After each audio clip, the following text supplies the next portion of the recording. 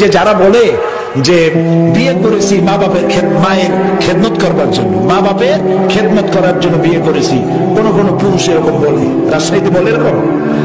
এই কথাটি আদৌ ঠিক নয়। আপনার বউ কোন ঠেকা পড়ে নাই আপনার মা বাপের খেদমত করা, তার জন্য আপনার মা বাপের খেদমত করা আপনার বউয়ের জন্য ফরজ নয়, ওয়াজিব নয়, দায়িত্ব। তিনি করবেন, এটা তার দায়িত্ব, কিন্তু আল্লাহ তাকে বাধ্য করে নাই। আপনার মা বাপের খেদমত করা পুরা ফরজ দায়িত্ব আপনার নিজের। বরং স্ত্রীকে দিয়ে আপনি খেদমত করতে বাধ্য করতে পারবেন না। আপনি তাকে অনুরোধ করবেন, সে খেদমত করবে, দায়িত্ব করেও থাকে আমাদের দেশে, কিন্তু আপনি ওই কথা বলবেন না। বরং স্ত্রীকে এমন একটা ঘর দিবেন যে ঘরে স্ত্রীর পারমিশন ছাড়া অন্য কেউ ঢুকতে পারবে না, এবং প্রয়োজনে সামর্থ্য অনুযায়ী স্ত্রীকে কাজের লোক দিবেন, একটা কাজের মেয়ে যে কাজ করে তাকে সাহায্য করবে, এটাও দেওয়া আপনার দায়িত্ব। ইসলাম এভাবে ন্যায্য অধিকার দিয়েছে।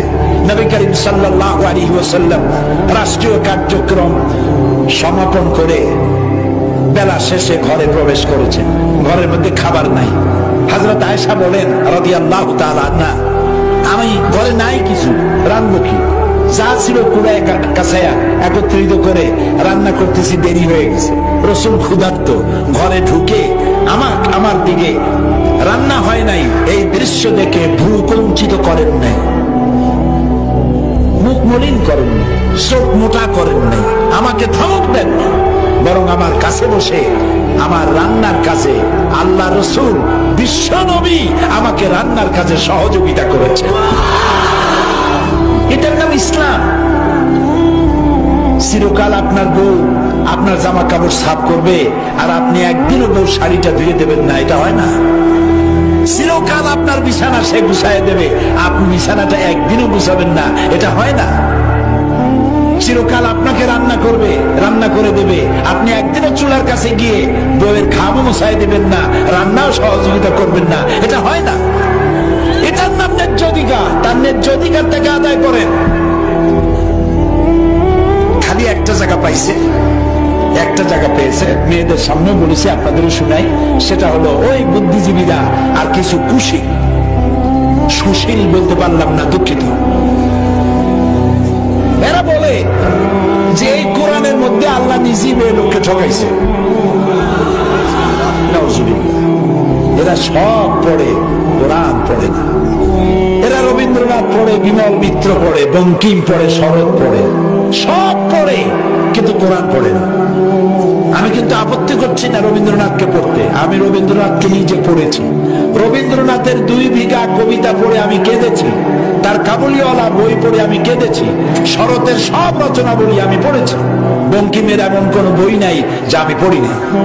পড়তে তো কোনো নিষেধ নেই, অশ্লীল না হলেই হলো।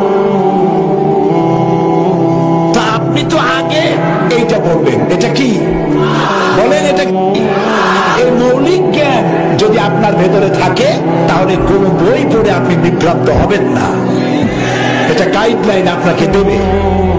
এই বুদ্ধিজীবী এবং কুশীলরা ওরা বলছে যে নারীকে আল্লাহ ঠকাইছে। কেমনে? কয় যে ছেলেরে দিছে যা মেয়েকে দিয়েছে তার থেকে কম। এক ছেলে সমান 2 মেয়ে, 2 মেয়ে সমান 1 ছেলে। এই যে আল্লাহ নিজেই ঠকালেন, বলেন নাউজুবিল্লাহ।